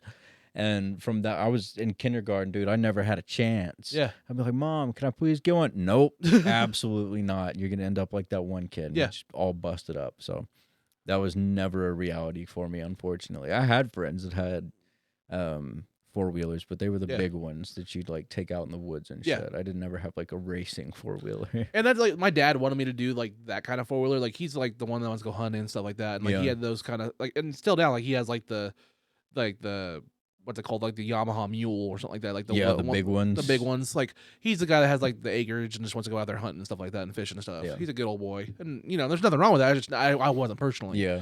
So like when he's like, you wanted the thing with flames shooting out of it that would yeah, drift around the I want to corner. go fast. Like I'm a speed guy. Like even my first car was speed. My first car was a Mustang, and like the plan was like we built an engine and everything, and like on spring break we were gonna put this like restore Cobra engine into this Mustang and like paint it and stuff like that. Cause my dad and me grew up like my dad's a jack of all trades, like kind of thing. Like he can paint, well, do all that kind of stuff. And so like we had like a little makeshift paint booth in our garage and all that stuff. Like we were gonna restore this car over spring break.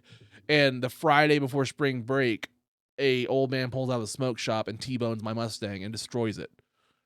There went that. Yeah, and that was my only real injury. Like I didn't get injured through motocross or anything really bad, but I ended up having 3rd or 2nd degree burns all the way up my hands and arms, where I had them wrapped like a mummy all the way up. The car lit on fire. The airbag. Airbag burned you. Now the best part about this, I had horrible warts on my hands. Like I was going to like a dermatologist like for wart cream and stuff like that.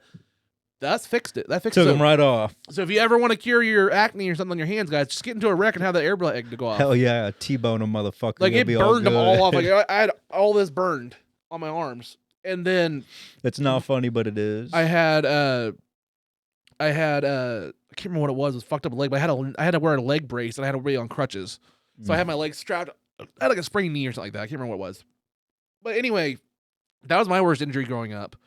Is something that wasn't even my fault, and it was a week before that. Yeah. So that kind of, and the engine's still my dad's. We never got to put it in the car. Damn. Ended Still up like got it, man. Like ended up like 2 weeks later, my parents felt bad. Like that was gonna be my first car, and some guy had another Mustang. It was like like the hatchback Mustang, the '90s Mustangs. That was the car I had. He had a '93 that had a Cobra engine in it, and he'd already done it and everything to it. But he had to get rid of it for like $3,000 because he was a welder and he needed a truck. And my parents were like, "Will you take like $2,900?" And they're like, "He's like, sure." And so they just got that car, and that was what my car was. It was like kind of like instead of building one, we had that. And it was, I mean, that thing was fucking cool. I was about to say that sounds like it was a badass car. The first time I raced it, like it takes the front end off the fucking ground. Like it wasn't a 10-second car, but I was one of those guys that would take it to the midnight drags at Tulsa. Really? Yeah, like that was my thing. Like I said, I'm a speed demon. Yeah. So like I love drag racing and stuff like that. That car, I think it was like a 13-second car or 12-second car. Like it was like high 12s or low 13s. I see. So it's and like we didn't really do shit to it. It was just like that's how I bought it. About like, to say, so stock for you. Yeah, but he'd already put like shorty headers on it. I don't know if you're into cars or anything like that, but he put a whole bunch of shit in on it. Like the exhaust was like cut off to where like that car was so fucking loud that I had to shut it off going through McDonald's or something because it would shake the windows. I was about to say you probably had to turn it off while you were ordering. Yes, like it just like it was obnoxiously loud at that point. Where you either do or you don't feel bad about driving it around. Oh yeah, going through drive-thrus and shit. That's completely uncivilized. That was my bike first. That was my first bike, and then that was the car, and then had the ghost flames on the front of it and stuff like that. But that was that car I was talking about. Hell yeah! And there was me when I was skinnier. Prior to the car being destroyed. Yeah. Well, that was the one. That was the one my parents bought. Oh, that was the one that they got for like the $2,900. After you had the one that got he already destroyed. had like the ghost flames on it, and it already had like Cobra parts on it, and like it was a full on like kitted racer. Hell yeah! I've been in 3 car wrecks, and I have not once ever had airbags deployed on me. Really? I only had that first one. I've been in a couple of car wrecks, including the one in January. Like, yeah, I'm still feeling it, but yeah, no. The first one I ever got into was like less than 3 months after I started driving. Ugh. I was going down a hill that I'd been down like several times at this point. I knew where it was, and I was fucking with one of my friends, and I put it into neutral. It was going down the hill, and it was a divided road. There's a median, but at the end it opens up, and got to going about 50 miles an hour. And there's gravel at the bottom of it where they were doing construction, which they weren't doing the day prior. And so as I was coming down this corner, my car like Oh, he had to lost grab 'em. traction, and I overcorrected and fishtailed and T-boned a truck doing like 40 miles an hour. I've been driving for like 4 months, dude. It was awful. Oh. I had to go to defensive driving class, which was cool though, because It was cool? It was nice because it got that off of my record. Yeah. But the guy that was teaching it was one of the cheerleaders, like dads or something at my high school. Oh. And so he just showed up, and whenever he's like giving his spiel at the start of the class, he's like, I don't give a fuck what you do, basically, just stay awake. Yeah. And I was like, oh, okay. That And I works. was sitting in the back of the class. I made friends like with one of the guys that were there, and we just sat there and talked shit for like 4 hours, and then went to Quiznos next door Shut up, for Chris. lunch. Shout out Quiznos for one of the sponsors.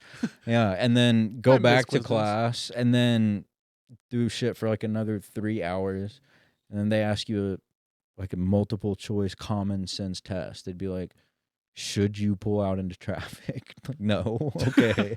Yeah, that was like the type of shit that they were Yeah. asking you, and it's like that's expunged from my record now. So yeah, there was that.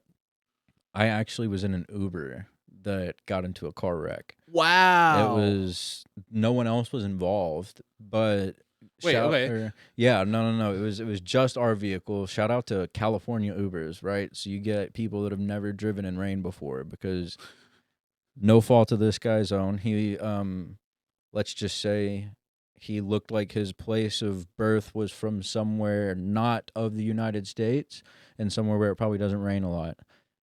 So he's driving this Uber, very thick accent, and he's taking me and my buddy from the airport back to the barracks. Yeah. And it starts raining out, and it was raining pretty good, like enough where if you have driven in rain, you know what hydroplaning feels like. Oh, yeah. And you know what don't you do? Yank the wheel, because then what's going to happen? You're going to lose control of the car.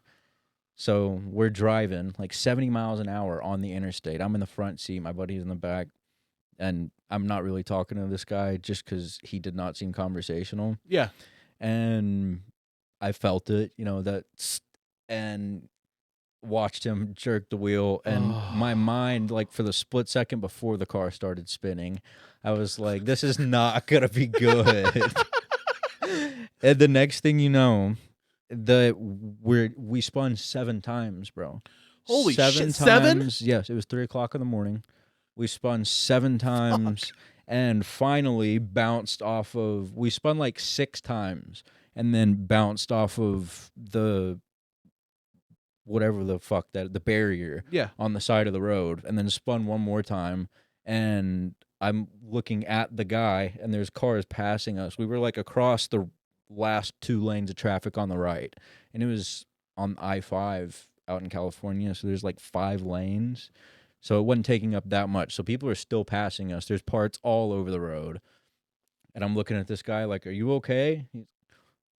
He's like, I'm okay. And then I look back at my buddy, and I'm like, are you good? He's like, I'm good. I'm like, will the car drive? Yeah.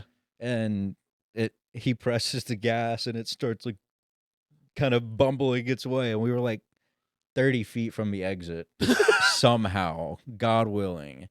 And so he pulls this thing off of the interstate. It gets better. I'm telling you, this is a fucking insane story. So we get off the interstate, and we pull into this little neighborhood, into the side of the road. Mind you, it's still pouring rain. And we get out of the car, and in my head, I'm like, we're 5 miles from the gate. Yeah. And then once we get inside the gate, we lived on the other side of base. So it's another 30 miles. So we're like a ways from home. Yeah.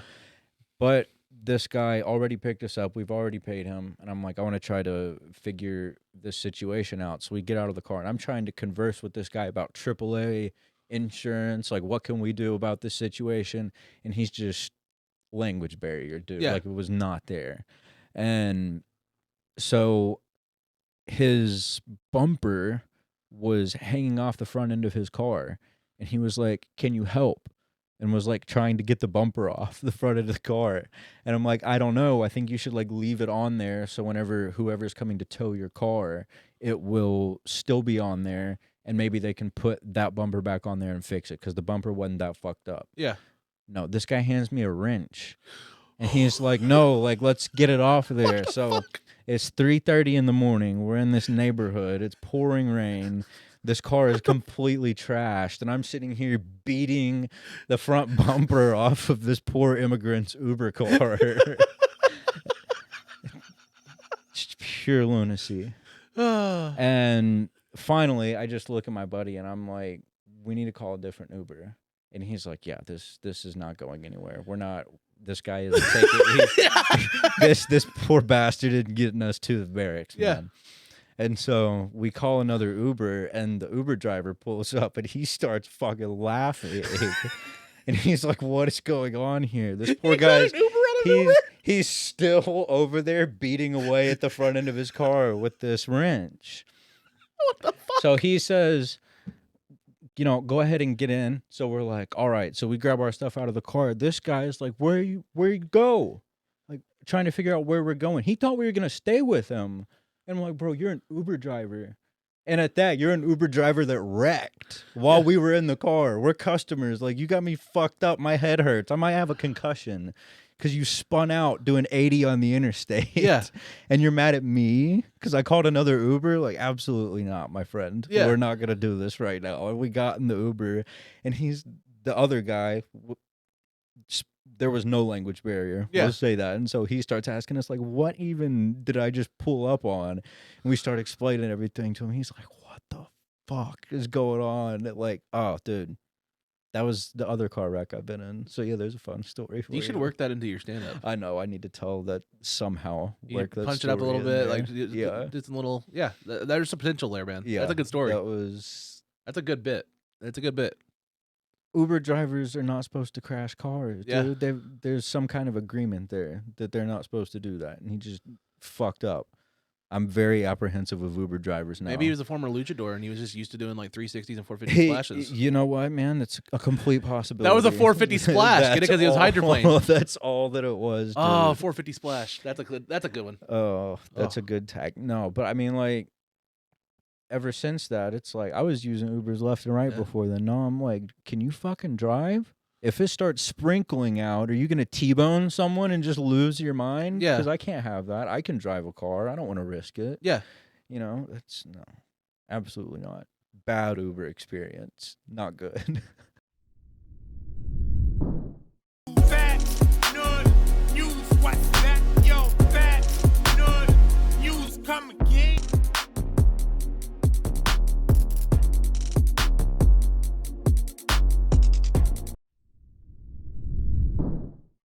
Because I'm not trying to get rich over day. I'm not even trying to get rich. Yeah. I guess we can get back to the talking. That's why we haven't talked for like 30 minutes. We've been talking about fucking the do's and don'ts of Tulsa. The assholes and whatnot. Yeah. And again, it's just from a point of looking out for you, looking out for me. Like, I like to help everybody know, just be on guard. Kind of, as we're growing, like, you got to. I'm noticing that. I don't know. I'm building up my confidence and just knowing what my brain and what my comedy is, and Yeah. nothing's gonna change my opinion on how I know I'm funny anymore. Yeah, no, I mean, like I said, I think you're coming at it from the right direction of as long as you're doing this as a thing that it's like you love this. Yeah. Which you do. Yeah. Obviously. Yeah, You this is my really passion. love and enjoy this, or else this place wouldn't look as kick-ass as it Well, does. thanks. I mean, if you were doing it because you just wanted money or because it was just like a half interest thing that you were doing, it would show. But you're kicking ass, dude. Well, It's thanks, really man. awesome I out appreciate here. that, and it's nice to have an actual like I consider you a peer because like we're both starting out and everything. Like you're Yeah, a I comedy peer, appreciate and after this, I do consider you a friend now. Like it's nice Of getting to know course. you, man. Yeah, you're my buddy. It's good. I love this part of the show of getting to know people because like I've talked before, I'm not the person that's gonna reach out and be like, "Hey, I'm Jared Ralphie Allen. Nice to meet you at the club." Yeah. I'm not that guy. I need to be from the business standpoint. I was I'm gonna trying to be. yeah. I'm trying. I'm really trying to be more forward like that, but I'm never that guy, and like just naturally. I'm the same way, and it like you said, it definitely causes a problem. Like Yeah. from the business standpoint, when Yeah. you're like, I don't really want to talk to anybody, and like the only glimpse they get of you is when you're on stage. Yeah, It's like you kind of need to actually go out there and interact with people Yeah. and show them that you're not just a crazy person Yeah. that tells jokes sometimes on stage. So what I try to do is at least get them to where they like me enough to get booked on the show, and then this is where like not just a safe space, but it's like, man, I can get to know somebody in 2 hours over a sit down podcast. Like, Absolutely. even though, we have cameras going, but I try to make it as comfortable possible where you forget they're even there. Exactly. And we're just having a real conversation. Yeah, definitely. Because I mean, if you came in here and you were like just grilling somebody, then obviously it's not going to be confrontational, but it's not going to be comfortable either. But I mean, whenever from the second I walked in here, it's like, oh, like I'm in this dude's home. Like we're chilling. Yeah. Like this is the homie. Like it's all cool here. That's what I want, man. So, I want it to be fun. I mean, if we talk like people ask me like sometimes they're like, well, why is it so much nerd shit as far as like all the figure stuff, but it's not like an action figure podcast or it's not like a Power Ranger podcast or something like that. I was like, no, this is just more like my childhood. Like, I told you like on the fire, like I went overwhelmed with like getting figures back and stuff like that. Yeah. But it's more just like, I want us to smoke, have some drinks, relax. Yeah. And then this idea is really just for your imagination to kind of go wild and all the colors and stuff like that. And I want my guests to kind of be like, not overwhelmed, but just like almost mesmerized by it is a good word. It like very much works. It works, right? It very much works. Because in my mind, if I can distract you with that, it'll set the playing field to where you're not focusing upon being anxious about the cameras, the lights, what I'm doing over here. Yeah. You're focused either on this stuff or the conversation. Yeah. And that's all I want from a guest. Yeah, absolutely. So there's a method to everything. That's why eventually we're going to get LED lights in all these different panels. This is my attempt right so far, just on a budget. But like eventually those are all get backlit so it kind of pops out more. And then I think I'm going to start with that side whenever we get season 2 going first. Absolutely. Because this couch is going to be across that. I was going to say there's there's a whole thing of action figures out here that people aren't even getting to appreciate right now. Yeah, the Transformers and the wrestling and stuff. Yeah, absolutely. And then this will still be my shot, and I'm going to move it because I want it to kind of look like, I guess you can kind of see I want to be like a talk show, like a late night. I was going to say, like, you've got like your own like little talk show, like news show type of desk. I didn't want Joe, like nothing against Joe Rogan, but I didn't want us to be across from a desk just smoking and just chat. Like, I'm trying to develop my own identity. Yeah. So absolutely. again, like my thing, you want to be as original as possible. Yeah. There's already a lot of podcasts out there, so it's not going to be 1,000% original. But you can do what you can. Yeah, but I wanted to. My ideal so I have a couple bucket list guests. Well, 3, and I really want them here. Like honestly, you get them here. Number 1 is Kevin Smith. Oh yeah, that'd be awesome. My childhood idol as far as heroes, like when I first saw Clerks, it changed my mind of like, oh my god, filmmaking. Like somebody on a budget could do this kind of shit, and he's so inspirational to me. It doesn't require millions and millions of dollars. Like and and your friends with a camcorder can make a hilarious movie. People said that casting movies is not just about like doing movies with your friends, and he was like, I disagree. Like I understand that philosophy, and I'm like, I respect that so much. He made a career out of it. Yeah. Number 2 is Bobby Lee. Just because I respect the hell out of him so much and like the story and like again, I can honestly say podcasts like 2 Bears, 1 Cave, Tiger Belly, and Your Mom's House saved my life during COVID because I was suicidal at one point and like didn't know where I was. I was aimless after I lost my job, and then eventually I got divorced during COVID or after the COVID stuff too. Like I was just aimless. And those podcasts, like seeing other people like comedians aimless and not being trapped, those kind of gave me hope. Like it lets you know you're not alone. And, and it gives you something to laugh at when all else that you would do is cry. So much so that like I was so like in depth with like Bobby and Kalila, like when they broke up, it was like a sad thing for me. Like when they broke up, it was like, oh my god, that's devastating because like those two were like so close during forever, like 15 years like that. Yeah. And then number 3, I don't know if you know this name, but Sterling Harjo. Not off the top of my head. Sterling Harjo is the creator of Reservation Dogs. Okay. The show that's on FX that's based out of Tulsa. Oh, my mind auto-corrected to Reservoir Dogs. Reservation Dogs. Reservation Dogs. Yeah. It's Native American show, right? Yeah. So he created that, and he's partnered with Taika Waititi, the guy behind, Thor's and Fly to the Conchords. Hollywood director. Yeah. They both make that show, and he does everything through, Native Americans, and he's from the Tulsa area. Okay. It's all shot about like Native American culture. Like, there's episodes devoted to like the fucking Indian clinics and stuff like that. Like it's, and like, all of them are like drinking Sonic and shit like that. Yeah. Like it's very authentic Oklahoman culture. And like I'm part Cherokee, even though I'm the whitest Cherokee overseas. I'm not trying to like say like I'm trying to like co-opt on the fucking culture. I'm just saying like there's aspects of it that I grew up with. I'm a quarter Choctaw, so yeah. I deal with the same thing where it's like, I'm not white enough but to I respect claim it. it. Yeah. But yeah, like I've got a whole side of my family that's very dark skinned, Yeah. we'll say. So it's like I respect it. I and I know grew I'm up- not part of it, but Yeah. I And like get it. it's just like it's so fascinating of a show. But like he did an episode of Tiger Belly. And Okay. I'd never heard of the show, or I'd vaguely heard there was a show about Native Americans in this area. Yeah. Didn't watch it or anything like that. Mhm. He was a guest on there, and Bobby Lee's a character in that show. He Is plays he one, really? he plays one of the doctors of the Indian clinic. Oh, that makes sense. So they had him on Tiger Belly, and it's a 2.5 hour show, or an hour. It's a long podcast. Yeah. About this guy growing up in Tulsa as a Native American and like wanting to be a filmmaker, and out here. And Where he there's built this, not like a huge fine arts, like Yeah. movie making place And, that you like, can go to. him finding, Taika Waititi is very into like doing Aboriginal stuff, like from Yeah. Australia Mm-hmm. and that area. And, I don't know. It was a fascinating story and just very inspiring to see how he made it and how he's giving back to the community and how much he's building here. Yeah. I compare it to like how Tyler Perry tried to like give back to the black community and stuff like Yeah. that and like build a whole brand empire around yeah. it. Yeah. He's trying to do something for our community here, and I very respect it. And Yeah, it's awesome what he's doing, and it was I haven't watched the show yet. I highly recommend it. It's also it's very funny, but it's very good, like gripping, like it's Yeah. drama, like I've heard it's a great. it's a touching show. Yeah, it was.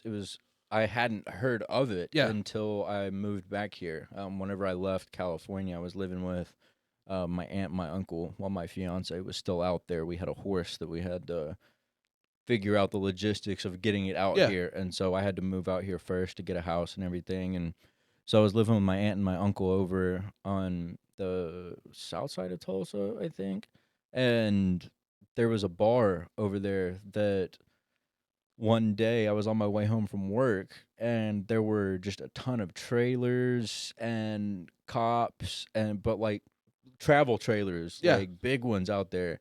And then right down the road in a church parking lot, there were more of them, just lines of these 18-wheeler trailers. And I got back to my aunt's house. I'm like, what is going on? And she was like, have you heard of that show Reservation Dogs? I was like, no. And she's like, they're shooting a scene like at the bar down the road. So there's like a little cantina bar, whatever, that was right down the road from my aunt and uncle's house that they were like shooting a whole bit like at the show or at the bar there, which is really cool. Yeah. Like to actually see it on the screen is one thing. And I didn't like actually get to go up into the bar or whatever. They weren't letting people that weren't part of the shoot in. But it was cool to know that it's like just going on right there. Yeah. Like I got to live in California for 5 years, but never saw anything remotely close to being that close to like an actual set or something that was being filmed. So that was a really cool experience. That's kind of why I really pushed for me and Stefano to push this out this year. Was I feel truly that Tulsa's on the bubble. Yeah. Between Reservation Dogs, all the movies are being shot, Tulsa King. It's getting more into the pop culture, and more Hollywood stars and more things are coming out this way. And Oklahoma seems to be more responding of like doing more filmmaking shit and more grants and stuff like that. Yeah.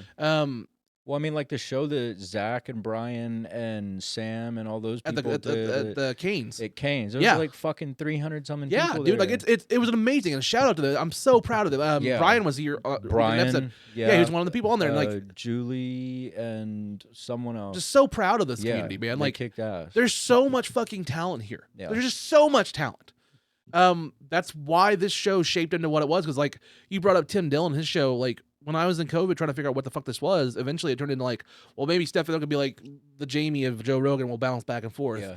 There's hidden episodes we'll never show anybody that they're fucking horrible, that we shot and just didn't work. Yeah. And it's hard to do Tim Dillon deserves all the credit in the world because I can't even imagine doing him- a one-person show. it's fucking hard. Like Yeah. I tried. I really tried. Yeah. I even had a TV right there and I had notes up and stuff like Yeah. that. And like, Just trying to sit here and rant for 2 hours. it's hard to rant when there's no one in the room. You could feel the vacuum. Yeah, and I mean, And- like, at least, and it's no slight against him, obviously. I think he's a master of what he does. He's my favorite comedian at this present time. Yeah. But, I mean, like, at least he's got that person that's kind of, like, right off camera. I know it was Ben Avery for a long time. I don't know his new guy's name, but that's But there's like, people there he can bounce off to and it still keeps it going. Like, and that even with me person and- will laugh or Yeah. he'll get him to pull something up. So it's not just one person. Yeah. But, like, still being the only person on camera and it Yeah. being primarily you. Yeah, it's like, exhausting. It's hard. I can imagine, man. So we didn't do that, and then the night I tried open mics with in January with Roscoe, he said, "Hey, if I call your name at the end of these 5 names, come see us after the show." And I was one of the 5 names. He pulled me aside. We smoked outside or whatever, and he's like, "Hey, we're going out to the Colony. I thought you were super funny. Let's come hang out with us at the bar. Conrad and our friends playing a show." So I went out to the Colony and didn't really know anybody. Was like Silent Bob on the wall. Just want to creep out and just hang on the wall and smoke. Yeah. He saw that, didn't like that, so he like put his arm around me and brought me over. It was like, "Hey, this is Jared. He did a comedy night, very funny." And he did that. He introduced me to everybody at the club like that. He didn't have to do that, but he did. Yeah. And that meant the world. And honestly, I got introduced to Missy and her burlesque stuff. I got introduced to Conrad doing the band stuff. Met so many different people at that Colony show that I was like, holy fuck, there's so much talent in Tulsa. Yeah. I was like, I came back from that night so inspired, not just because I had a great set for my first time really doing stand-up. You know, I had a great 5 minutes for my first time. Yeah. Then meeting that and having an experience that it changed the entire perception of the show. Yeah. So much that I was like, there's so much talent and spot here. There's no spotlight on them as much. Yeah. I would love to have them as guests and give them a spotlight.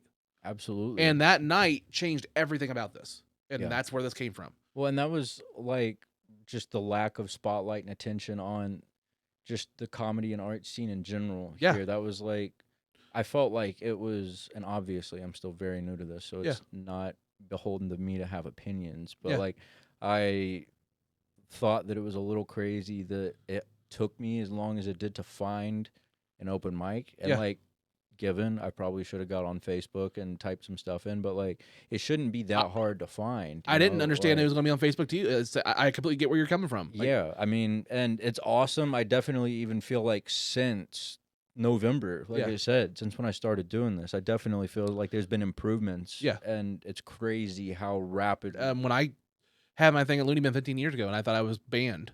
Yeah. I didn't think there was no other clubs at the time, so I gave up for 15 years because there was nothing else. I just like, if I'm banned from the only club in Tulsa, I can't do this anymore. Can't do it because you're not going to move for it. Yeah. When you're just starting out. So. Yeah. And I don't know if you heard that part of it, but like basically I did a Jesus joke or something like that. I don't even remember what the joke was. It was something like, what if he got a splinter and he was mad because he's a good carpenter or something like that. It was something like that. But like my friend who was booking the open mic at the time said, "Hey, they were offended. They don't want you back." And I was banned. Found out like 2 years later it was total bullshit. He was the one that said that. They didn't even say anything about me. He was basically keeping people down because the more new people he brought in, the more time he got. What the fuck? So, but I didn't know that for like 2 years, but it kept me from comedy. Like it basically shut me down. Yeah, that's awful.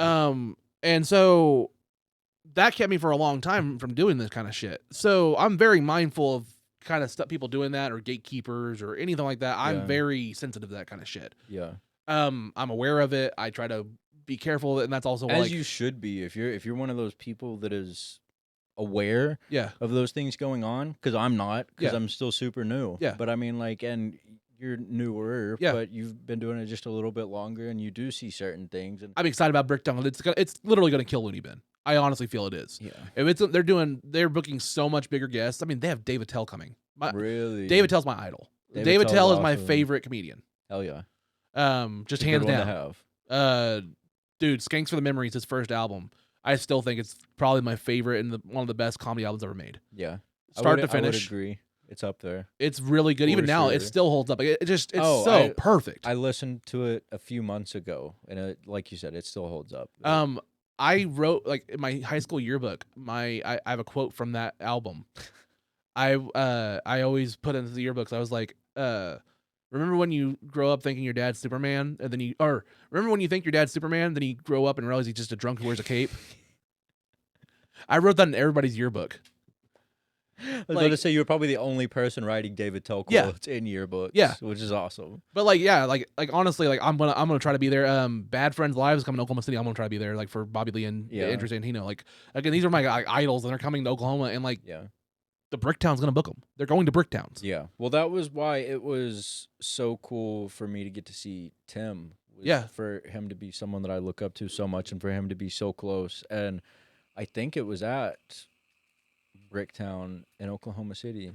There's a certain level that's kind of like why I wanted this. Like, if I'm ever gonna get Bobby Lee or Sterling Harjo or any of those, like, my bucket list guys on here, I gotta get the following up, but I gotta let them see, like, there's a certain level of seriousness that this is an actual set. You've actually got a set. You're actually putting on a serious show. You're Yeah. not fucking around. It's not just like, hey, Bobby Lee, how was it like on Mad TV? Yeah. You know what I mean? Like, You're not just over there fangirling, Yeah. like losing your mind, incapable of having. I mean, I'm totally going to suck him off, but that's Of course. yeah, that's just the responsible host thing to do. Of course.